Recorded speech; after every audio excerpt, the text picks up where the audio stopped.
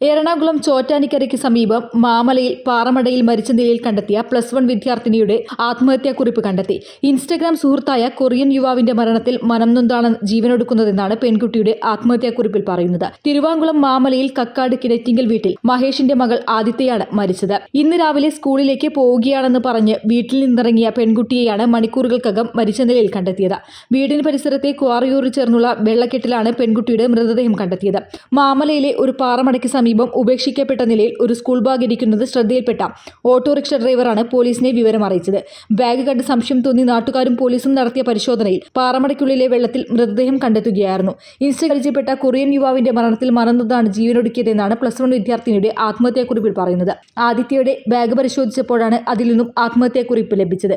ഇക്കഴിഞ്ഞ 19-ന് യുവാവ് മരിച്ചു. ഇയാളുടെ മരണത്തിൽ മനംനൊന്ത് ആത്മഹത്യ ചെയ്യുന്നു എന്നാണ് കുട്ടി കുറിപ്പിൽ പറഞ്ഞിരിക്കുന്നത്. ചോറ്റാനിക്കര പോലീസ് അസ്വാഭാവിക മരണത്തിന്റെ കേസെടുത്ത് അന്വേഷണം ആരംഭിച്ചു. യുവാവ് ശരിക്കും മരിച്ചിട്ടുണ്ടോ എന്നും എന്താണ് പെൺകുട്ടിയുടെ മരണത്തിലേക്ക് നയിച്ചത് എന്നും പോലീസ് അന്വേഷിക്കും.